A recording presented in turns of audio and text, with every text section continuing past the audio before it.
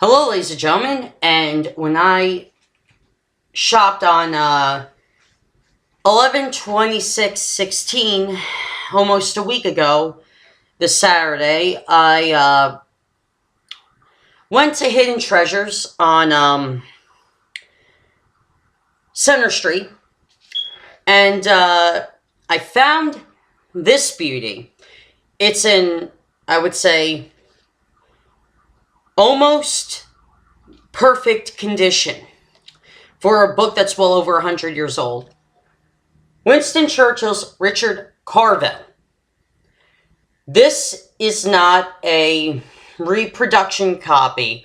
This is, you could tell by the pages and by the binding, this has seen many great years. So I hope you don't mind, but I want to read you the first chapter of this book.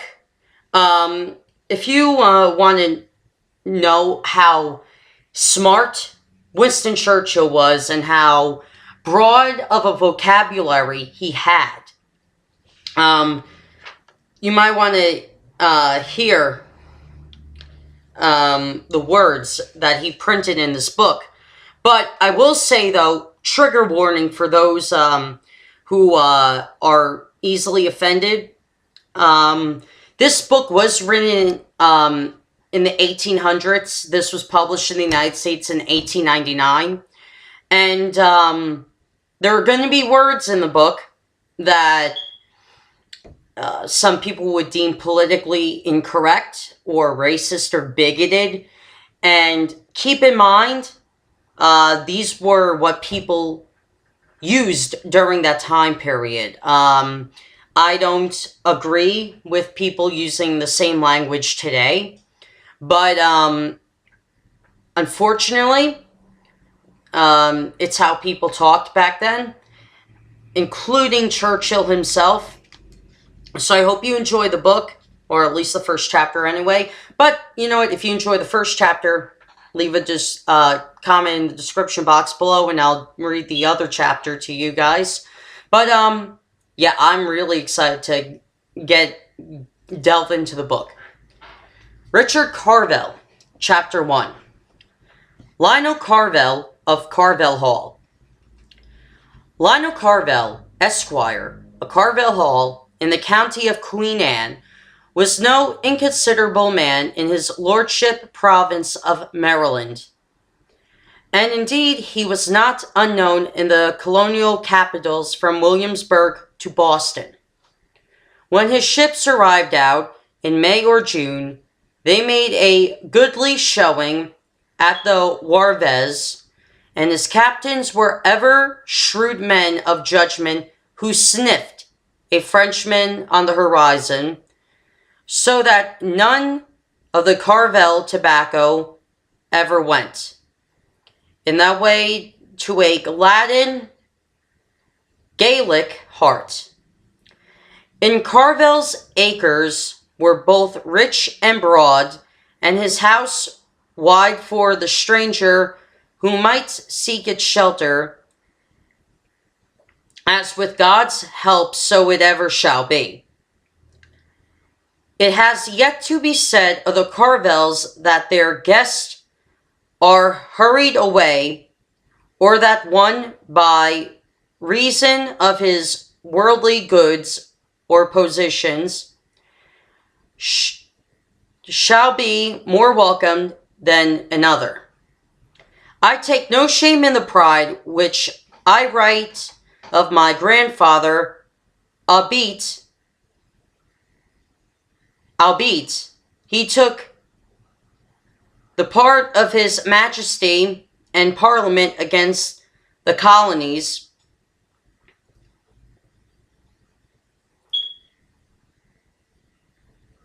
He was no palvering turncoat like my uncle Grafton to cry, "God save the king." Again, when an English fleet sailed up the bay, Mr. Carvel's hand was large and his heart was large. And he was respected and even loved by the patriots as a man above Paltry,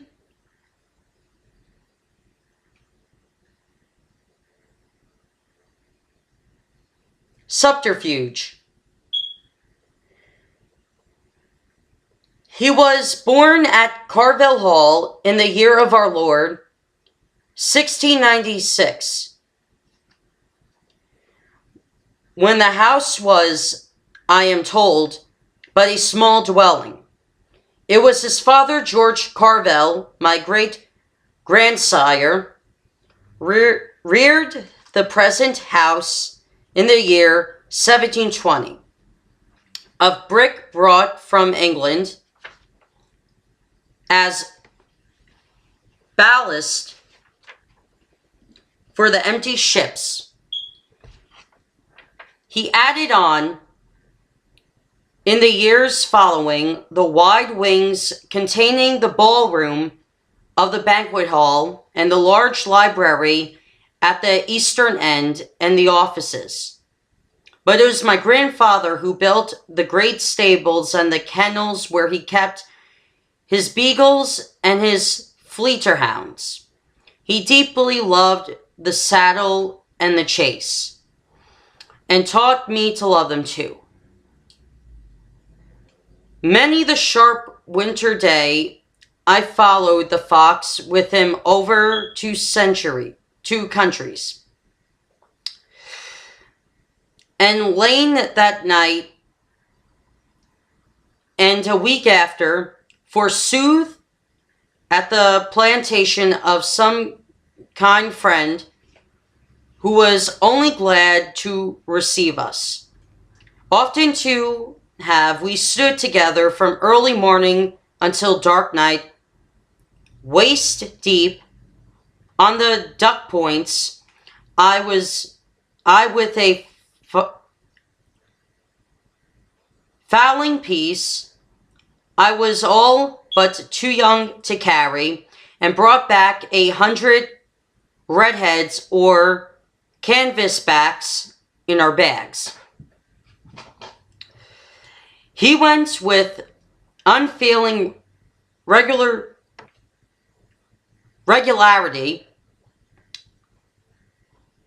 to the races at Annapolis or Chestertown or Marlborough, often to see his own horses run, where the coaches of the gentry were 50 and 60 around the course, where a Negro or a hogshead of tobacco or a pipe of Madeira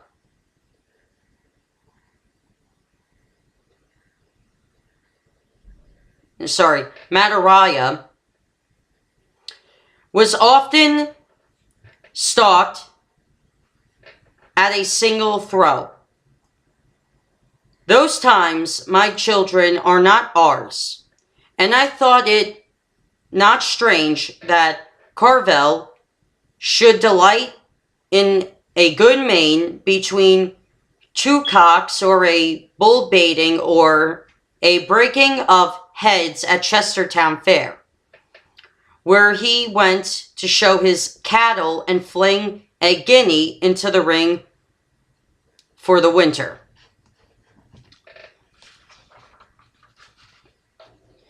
But it must not be taught that Lionel Carvel, our ancestor, was wholly unlettered because he was a sportsman, though it must be confessed that books occupied him when the weather compelled, or when his back with the gout. At times he would fain have me read him as he lay in his great four-post bed with the flowered counterpane, from the Spectator stopping me now and anon at some awakened memory of his youth. He never forgave Mr. Addison for killing stout old Sir Roger de Coverley and would never listen to the butler's account of his death. Mr. Carvel had walked in Gary's Inn Gardens and met a venture at Fox Hall, and seen the great Marlborough himself. He had a fondness for Mr. Congreve's comedies, some of which he had seen acted, and was partial to Mr. Gay's trivia, which brought him many a recollection. He would also listen to Pope. But the mere modern poetry, I think Mr. Gray's elegancy pleased him the best. He would laugh over Swift's Gull and Wormwood, and would never be brought by my mother to acknowledge the defects in the dean's character. Why? He once met the dean in a London drawing room where my grandfather was a young spark at Christ Church, Oxford. He never tired of relating that interview. The hostess was a very great lady indeed, and actually stood waiting for a word of his reverence, whose whim it was rather to talk to the young provincial. He was a forbidding figure in his black gown and periwig, so my grandfather said, with a piercing blue eye and a shaggy brow. He made the mighty to come to him, while young Carvel stood between laughter and fear of the great lady's displeasure. "I knew your father," said the dean, "before he went to the colonies. He had done better at home, sir. He was a man of parts." "He had done indifferently well in Maryland, sir," said Mr. Carvel, making his bow. "He hath gained wealth forsooth," said the dean wrathfully, "and might have led both wealth and fame, and his love for King James not turned his head. I had heard too much of the colonies, and have read that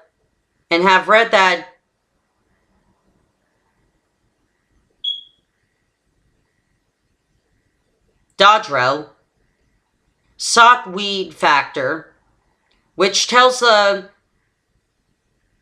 gluttonous life of ease you lead in your own province. You can have no men of mark from such conditions, Mr. Carvel. You tell me," he adds contemptuously, "is genius honored among you?" "Faith is honored, your reverence," said my grandfather, "but never encouraged." This answer so pleased the dean that he bade Mr. Carvel dine with him next day at Button's Coffee House, where they drank mulled wine and old sack, for which young Mr. Carvel paid. On which occasion his reverence endeavored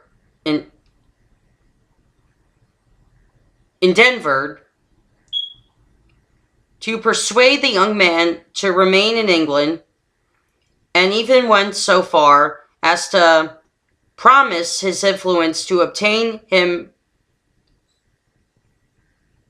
preferment.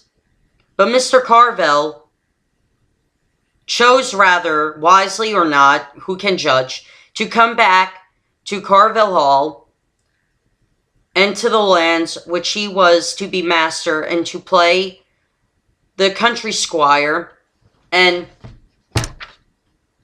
provincial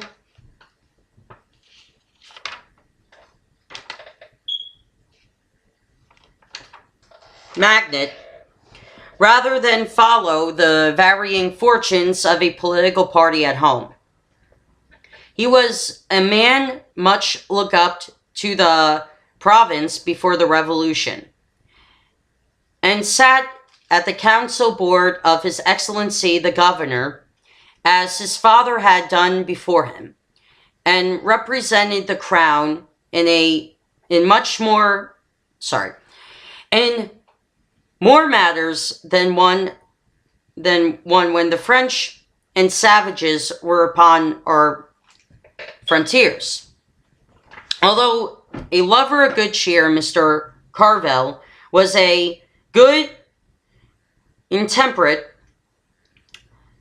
To the end of his days, he enjoyed a bottle after dinner, nay, could scarce get along without it, and mixed a punch or a posset as well as any in our colony. He chose a good London brewed ale or porter, and his ships brought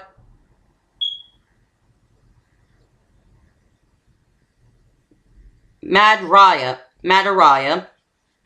from the island by the pipe, and sack from Spain and Portugal, and red wine from France, where there was peace.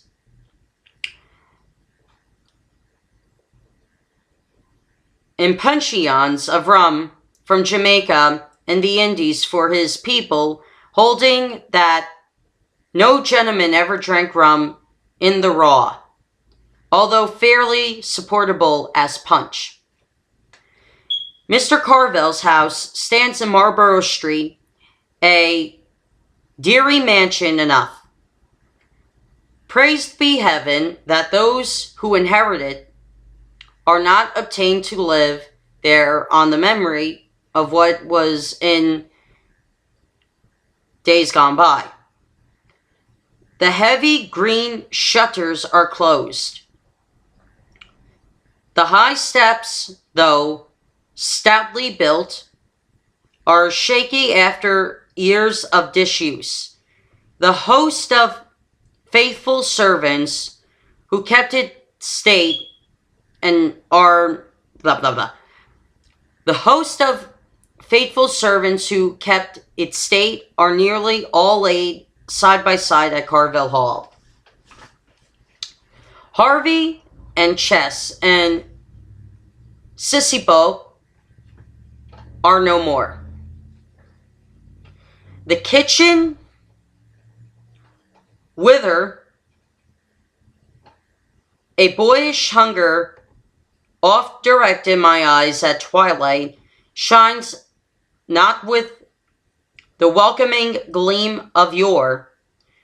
Chess no longer prepares the dainties which astonished Mr.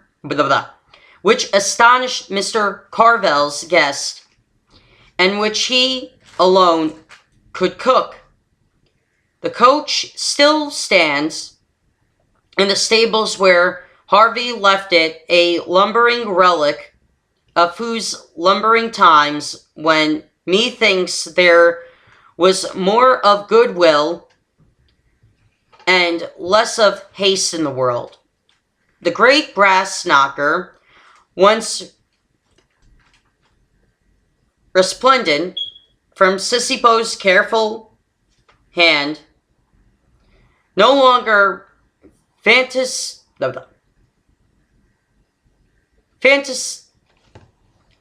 I'll get this one. fantastically reflects the guest as he beats his tattoo. And Mr.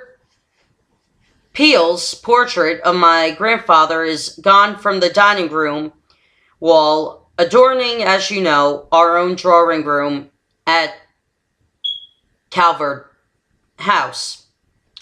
I shut my eyes, and there comes to me, unbidden, that dining room in Marlborough Street of a gray's winter afternoon when I was but a lad. I see my dear grandfather in his wig and silver-laced waistcoat and his blue velvet coat, seated at the hand of the table, and the precise Scipio has put down the dumb waiter filled with shining cut glass of his left hand and his wine chest at his right. And with solemn pomp driven his black assistants from the room, Scipio was Mr. Carvel's butler. He was forbid to light the candles after dinner. As dark grew on, Mr. Carvel's lighted the blazing logs for light. And presently set the decanter on the corner of the table and drawings nearer the fire, his guests following. I recall how joyfully Governor Sharpe, who was a frequent visitor with us, was wont to display a comely calf in silk stocking, and how Captain Daniel Clapsaddle would spread his feet with his toes out and settle his long pipe between his teeth. And there were, besides, a host of others who sat at the fire, whose names have passed into Maryland's history, Whig and Tory alike. And I remember a tall ship of a lad who sat listening by the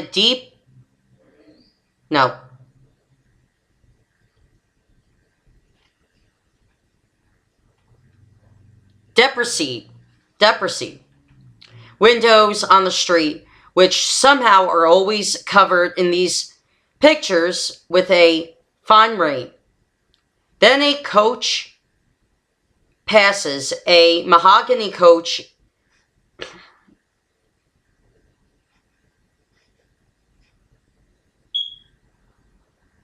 emblazoned with the Manor's coat of arms and Mistress Dory and her mother within.